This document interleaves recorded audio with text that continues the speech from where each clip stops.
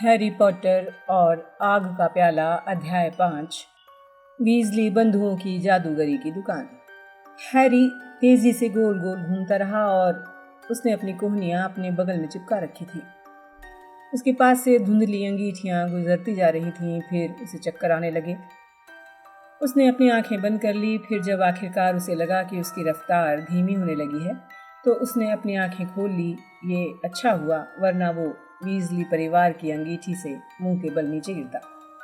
समय रहते उसने हाथ टेक लिए। फ्रेड ने हैरी को उठाने के लिए अपना हाथ बढ़ाया और रोमांच से पूछा, उसने चॉकलेट खा ली? हाँ, हैरी खड़े होते हुए बोला। वो क्या चीज थी? टनाटन टॉफी, फ्रेड ने उत्साह से कहा। जॉर्ज और मैंने उसका फॉर्मूला तैयार किया है। हम पूरी छुट्टियों में किसी ऐसे व्यक्ति की तलाश में थे जिस पर इसका प्रयोग करके इसे आजमा सके। छोटा सा किचन ठहाकों से गूंज गया। हैरी ने चारों तरफ देखा। रॉन और जॉर्ज लकड़ी की एक जर्जर टेबल पर बैठे थे। उनके पास लाल बाल वाले दो लोग और बैठे थे।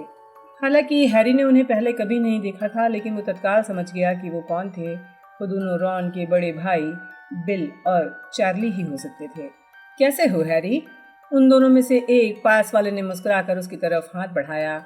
उससे हाथ मिलाते समय हैरी को अपनी उंगलियों के नीचे फोड़ों और गठानों का एहसास हुआ। ये चार्ली होगा, जो रोमानिया में ड्रैगन्स को संभालने का काम करता है। चार्ली का डील डॉल जुड़वा वीजली बंधुओं की तरह था। वो पर्सी और रॉन की तरह लंबा और छरहरा नहीं था, बल्कि नाटा और गठीला था। उसका चेहरा चौड़ा और हंसमुख था, जिस पर मौसम के थपेड़ों के निशान थे। उसका चेहरा इतना चकत्तेदार था कि लगभग भूरा दिख रहा था। उसकी बाहें मांसपेशियों से भरी थीं। उनमें से एक पर जलने का बड़ा चमकदार निशान दिख रहा था। बिल भी मुस्कुराते हुए खड़ा हुआ। उसने हैरी से हाथ मिलाया। हैरी बिल को देखकर हैरान रह गया। हैरी जानता था कि वो जादूगरों के बैंक ग्रीन गॉट में काम करता है और हेड बॉय रह चुका है। हैरी ने हमेशा कल्पना की थी कि बिल पर्सी की तरह होगा, जो नियम तोड़ने के बारे में चेतावनी देता रहता था। बहरहाल बिल बहुत ही शानदार था। उसके लिए इससे ज्यादा उपयुक्त शब्द नहीं हो सकता था। वो लंबा था, उसके बाल भी लंबे थे, जिसे उसने पोनी टेल में बांध रखा था। वो एक कान में बाली पहने था, जिसमें एक जहरीला दांत लटक रहा था।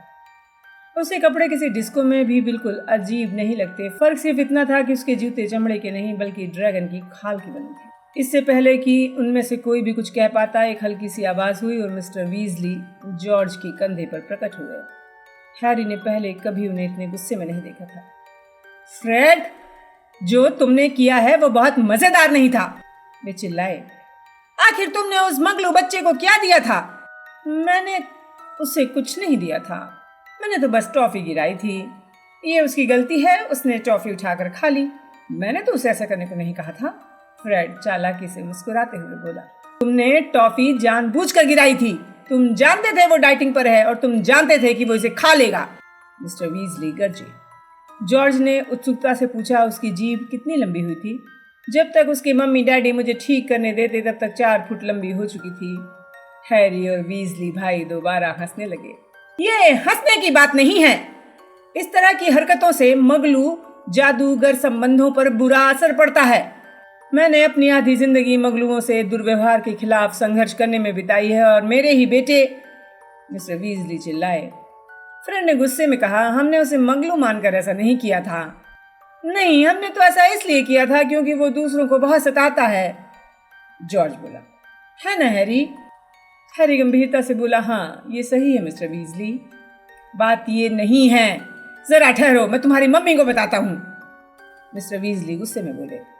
मुझे क्या बताने वाले हो? उनके पीछे से एक आवाज आई। मिसेस वीजली अभी अभी किचन में दाखिल हुई थी। वो नाटी और मोटी थी। उनका चेहरा बहुत दयालु था, लेकिन इस समय उनकी आंखें शंका के कारण सिकुड़ी हुई थी। ओह, हेलो हैरी बेटा, उन्होंने हैरी को देखकर मुस्कुराते हुए कहा और फिर उनकी आंखें पति की तरफ वापस लौट गईं। मुझे क्या बताने वाले थे आर्थर? मिस्टर वीजली झिझके। हैरी जानता था कि वो चाहे फ्रेड और जॉर्ज पर कितना भी गुस्सा हो, लेकिन दरअसल मिसेस वीजली को वो कुछ नहीं बताना चाहते। खामोशी छाई रही। मिस्टर वीजली घबराकर अपनी पत्नी को देखते रहे। फिर मिसेस वीजली के पीछे किचन के दरवाजे पर 2 लड़कियां नजर आईं। एक की गुच्छेदार भूरे बाल थे और सामने वाले दांत थोड़े बड़े थे। वो हैरी और रॉन की दोस्त हरमाइनी ग्रेंजर थी। छोटी और लाल बालों वाली दूसरी लड़की रॉन की छोटी बहन जिनी थी। दोनों हैरी की तरफ देखकर मुस्कुराईं। जवाब में हैरी भी मुस्कुराया। जिनी का चेहरा लाल पड़ गया। मिसेस वीजली ने खतरनाक अंदाज में पूछा, मुझे क्या बताने वाले थे आर्थर? कुछ नहीं मॉली, मिस्टर वीजली बुदबुदाए। फ्रेड और जॉर्ज ने, लेकिन मैंने उन्हें समझा दिया है। इस बार इन्होंने क्या किया है? अगर इसका संबंध वीजली बंधुओं की जादूगरी दुकान से है, मिसेस वीजली बोल ही रही थी कि हरमाइनी ने दरवाजे से कहा, रॉन, तुम हैरी को ये क्यों नहीं बताते कि वो कहाँ सोएगा? वो जानता है वो कहाँ सोएगा, मेरे कमरे में, जहाँ पिछली बार सोया था, रॉन ने कहा। हरमाइनी ने जोर देकर कहा, हम सब वहीं चलते हैं। रॉन उसका इशारा समझ गया, बोला, ओह हाँ ठीक है।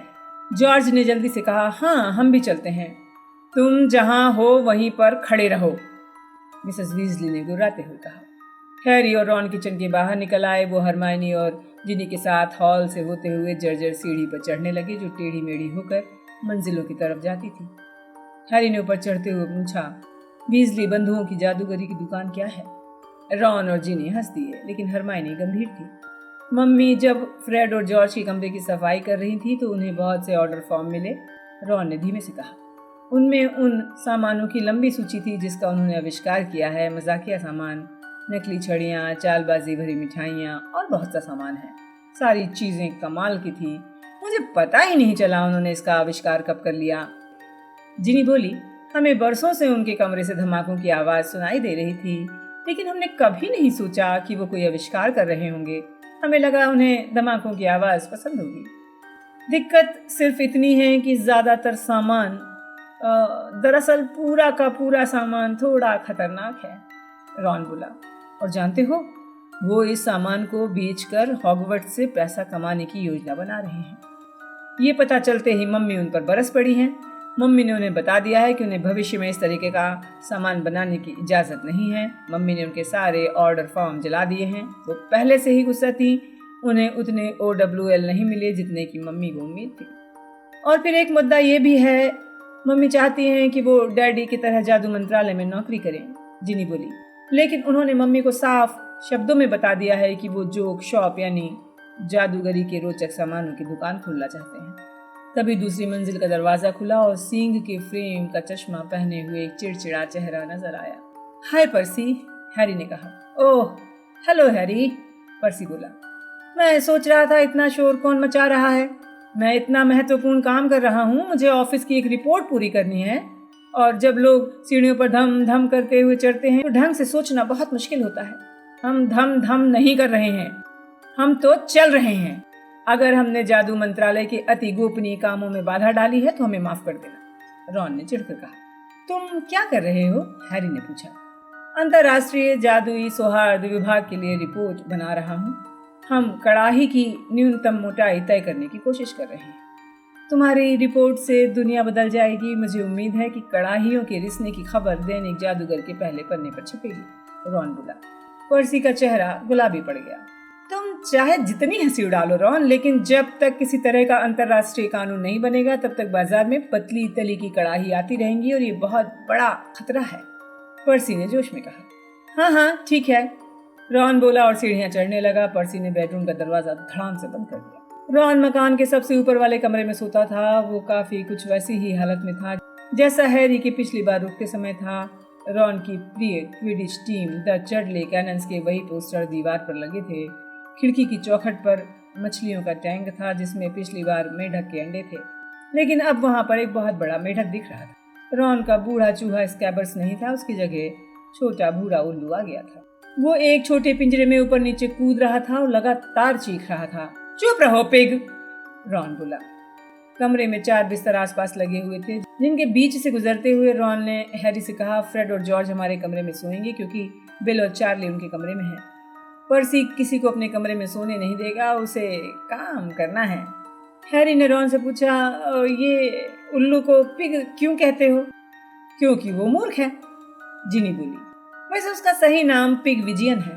हाँ, और पिग विजियन कोई मूर्खतापूर्ण नाम नहीं है, रॉन ने व्यंग्य से कहा। फिर उसने हैरी को बताया, जिनी ने उसका नाम पिग रख दिया है। मैंने इसे बदलने की बहुत कोशिश की, लेकिन बहुत देर हो चुकी थी, किसी दूसरे नाम पर वो जवाब ही नहीं देता, इसलिए उसका नाम पिग पड़ गया है।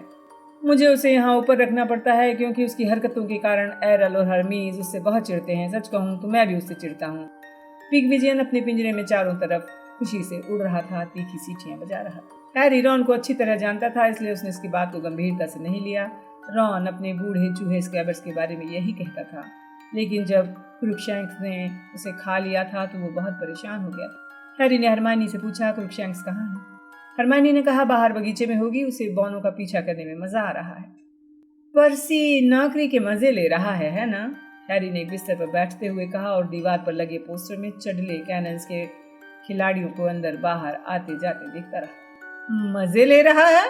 मुझे लगता है कि अगर डैडी उसे पकड़कर जबरदस्ती घर न लाए तो वो घर ही ना आए। वो पागल हो चुका है। उसके बॉस के बारे में कोई बात मत छेड़ना। मिस्टर क्राउच के अनुसार, जैसा मैंने मिस्टर क्राउच से कहा, मिस्टर क्राउच की राय में मिस्टर क्राउच ने मुझे बताया, ऐसा लगता है कि वो किसी भी दिन उनके साथ सगाई की घोषणा कर देगा। रॉन ने रहस्यमयी आवाज में कहा। तुम्हारी गर्मियों की छुट्टियां अच्छी बीती हैरी? हरमाइनी ने पूछा। और क्या तुम्हें हमारा भेजा हुआ खाने पीने का सामान मिला था? हाँ, बहुत बहुत शुक्रिया, उन केकों की बदौलत ही तो जिंदा रहा हूँ। और क्या तुम्हें उसकी कोई खबर मिली? रॉन पूछने लगा, लेकिन हरमाइनी ने आंख के इशारे से उसे चुप करा दिया। हैरी जानता था रॉन सीरियस के बारे में पूछना चाहता है। बहरहाल जिनी के सामने उसके बारे में बातचीत करना ठीक नहीं था। सिर्फ वो तीनों और डंबलडोर ही जानते थे कि सीरियस कैसे भागा था। सिर्फ उन्हें ही उसकी बेगुनाही का यकीन था। मुझे लगता है उन लोगों की बहस खत्म हो गई है, हरमाइनी ने खामोशी तोड़ते हुए कहा, क्योंकि जिनी जिज्ञासा से कभी रॉन को तो कभी हैरी को देख रही थी। हम नीचे चलकर डिनर में तुम्हारी मम्मी की मदद करें? हाँ ठीक है, रॉन बोला। चारों कमरे से बाहर निकलकर सीढ़ियां उतर गए। मिसेस वीजली अकेली थी, लेकिन बहुत बुरे मूड में थी। वो लोग अंदर पहुंच गए तो मिसेस वीजली बोली, हम बाहर बगीचे में खाना खाएंगे, अंदर 11 लोगों के लिए जगह नहीं है। लड़कियों, प्लेट बाहर ले जाओ। बिल और चार्ली टेबल लगा रहे हैं। फिर वे रॉन और हैरी की तरफ देखकर बोली, तुम दोनों भी छुरी कांटे ले जाओ। इसके बाद उन्होंने सिंक में रखे आलूओं की तरफ छड़ी लहराई। गुस्से के कारण उन्होंने छड़ी थोड़ी ज्यादा तेज लहरा दी। नतीजा, आलू इतनी तेजी से उछले कि दीवारों और छत से टकराकर गिर गए। ओह भगवान के लिए! उन्होंने अपनी छड़ी एक तश्तरी की दिशा में लहराई जो फर्श पर फिसलती हुई आलूओं को समेटने लगी। उन्होंने अलमारियों से बर्तन निकाले और गुस्से में बोली, वे दोनों, क्या पता क्या होगा उनका। जिंदगी में कुछ बनना ही नहीं चाहते, बस ज्यादा से ज्यादा मुसीबतें खड़ी करना चाहते हैं। उन्होंने तांबे के एक बड़े सॉसपैन को किचन टेबल पर पटक दिया और उसमें अपनी छड़ी हिलाने लगी। छड़ी की नोक से क्रीमी सॉस बाहर निकली। ऐसा नहीं है कि उनमें दिमाग नहीं है, उन्होंने चिढ़ते हुए कहा और सॉसपैन को स्टोव पर रख दिया। फिर उन्होंने छड़ी को झटका देकर स्टोव चालू किया, लेकिन वो अपने दिमाग का सही इस्तेमाल नहीं करते। अगर वो जल्दी ही सही रास्ते पर नहीं आए तो मुश्किल में फंस जाएंगे। मुझे उन दोनों के बारे में हॉगवर्ट्स से जितने शिकायती उल्लू आए हैं उतने बाकी भाई बहनों को मिलाकर भी नहीं आए। अगर वो इसी दिशा में चलते रहे तो किसी दिन जादू के अनुचित प्रयोग के ऑफिस में उन पर मुकदमा चलना तय है। मिसेस वीजली ने अपनी छड़ी छुरी कांटों के ड्रॉर की तरफ हिलाई, जो फौरन खुल गया। हैरी और रॉन दोनों रास्ते से हट गए।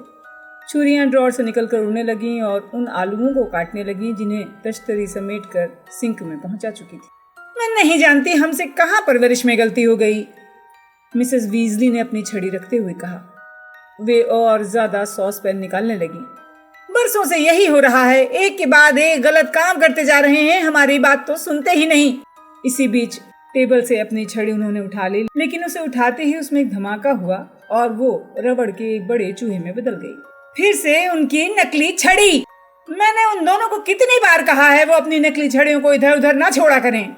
उन्होंने अपनी असली छड़ी उठाई। मुड़ने पर देखा कि स्टोव में रखी सॉस में से धुआं निकल रहा है। रॉन ने खुले ड्रॉर से छुरी कांटे हाथ में भरते हुए हैरी से कहा, चलो हम बिल और चार्ली की मदद करते हैं। अभी वो कुछ कदम ही चले थे कि हरमाइनी की बिल्ली बागीचे से भागती हुई आई। बोतल साफ करने के ब्रश जैसी उसकी पूंछ हवा में तनी हुई थी। वो जिस चीज का पीछा कर रही थी वो मिट्टी में सने आलू जैसा दिख रहा था, जैसे उस आलू में पैर लग गए हों। हैरी ने तत्काल पहचान लिया, ये बॉना है। वो मुश्किल से 10 इंच लंबा रहा होगा। वो दरवाजे के पास रखे एक वेलिंगटन बूट में सिर के बल कूद गया। जब क्रूकशैंक्स ने अपना पंजा बूट में डालकर उसे पकड़ने की कोशिश की तो बॉना पागलों की तरह खिलखिलाने लगा उसी समय मकान की दूसरी तरफ से किसी चीज के टकराने की बड़ी तेज आवाज आई। उन्होंने देखा कि बिल और चार्ली ने अपनी अपनी छड़ियां निकाल रखी हैं। वो दो टूटी हुई पुरानी टेबलों को लॉन के ऊपर हवा में उड़ा रहे हैं, एक दूसरे की टेबल को जमीन पर गिराने की कोशिश कर रहे हैं। फ्रेड और जॉर्ज तालियां बजा रहे हैं, जिनी हंस रही थी और हरमाइनी बागड़ के पास मंडराते हुए सोच रही थी कि वो खुश हो या गंभीर रहे। बिल की टेबल ने एक जोरदार धमाके के साथ चार्ली की टेबल का एक पैर तोड़ दिया। तभी ऊपर से आवाज आई। सबने देखा पर्सी का सिर दूसरी मंजिल से खिड़की के बाहर झांक रहा था। वो चीखा, तुम लोग इसे नीचे करो। सॉरी पर्स, बिल ने मुस्कुराते हुए कहा। कड़ाहियों के क्या हालचाल हैं? बहुत बुरे, पर्सी ने चिढ़कर कहा और खिड़की धड़ाम से बंद कर ली। बिल और चार्ली ने हंसते हुए टेबलों को घास पर सुरक्षित उतार दिया। इसके बाद बिल ने अपनी छड़ी लहराकर टेबल के टूटे हुए पैर को जोड़ दिया और जादू का इस्तेमाल करके हवा में से टेबल क्लॉथ उत्पन्न किए। 7 बजे तक दोनों टेबलों पर मिसेस बीजली का बनाया बेहतरीन खाना लग चुका था। हैरी ने गर्मी भर बासी केक खाकर पेट भरा था। उसके लिए ये डिनर स्वर्ग के भोजन से कम नहीं था। पहले तो हैरी बोलने की बजाय सुनता रहा, क्योंकि वो चिकन और हैम पाए, उबले हुए आलू और सलाद खाने में जुटा हुआ था। टेबल के एकदम दूसरे छोर पर पर्सी अपनी डैडी को कड़ाहियों की तली की रिपोर्ट के बारे में बता रहा था। मिस्टर क्राउच ने कहा था कि मैं इसे मंगलवार तक तैयार कर दूंगा। उन्हें ये काम इतना जल्दी होने की उम्मीद नहीं थी, लेकिन मैं फटाफट काम करने में यकीन रखता हूँ। इस समय हमारे विभाग में बहुत व्यस्तता चल रही है। सभी लोग वर्ल्ड कप की तैयारी में जुटे हैं। जादुई खेल विभाग से हमें ज्यादा मदद नहीं मिल रही है। लूडो, बैगमैन, मुझे लूडो पसंद है, मिस्टर वीजली धीरे से बोले। उसी ने हमें वर्ल्ड कप के इतने अच्छे टिकट दिलवाए हैं। मैंने एक बार उसकी मदद की थी। उसका भाई ऑटो थोड़ी मुश्किल में पड़ गया था। मैंने सारे मामले को रफा दफा कर दिया था। ओह, बैगमैन को पसंद तो किया जा सकता है, लेकिन मैं ये नहीं समझ पा रहा हूँ कि वो उस विभाग के मुखिया कैसे बन गए। पर्सी ने उनकी बात को हवा में उड़ाते हुए कहा। जब मैं उनकी तुलना मिस्टर क्राउच से करता हूँ, अगर हमारे विभाग का कोई व्यक्ति लापता हो जाए तो मिस्टर क्राउच उसे ढूंढने में जमीन आसमान एक कर देंगे। आप जानते हैं बर्था जोरकिंस पिछले 1 महीने से लापता है। वो छुट्टी मनाने अल्बानिया गई थी और वापस नहीं आई है। हाँ, मैंने लूडो से उसके बारे में पूछा था। लूडो को कहना है कि बर्था पहले भी कई बार लापता हो चुकी है, मिस्टर वीजली ने त्योरियां चढ़ाते हुए कहा। वैसे अगर मेरे विभाग के किसी व्यक्ति के साथ ऐसा हुआ होता तो मैं चिंता जरूर करता। सब जानते हैं कि बर्था कभी नहीं सुधर सकती, पर्सी ने कहा। मैंने सुना है कि वो बरसों से एक से दूसरे विभाग में धक्के खा रही है। वो जितना काम नहीं करती उससे ज्यादा मुसीबतें खड़ी करती हैं, लेकिन फिर भी बैगमैन को उसका पता लगाने की कोशिश करनी चाहिए। मिस्टर क्राउच इस मामले में व्यक्तिगत दिलचस्पी ले रहे हैं।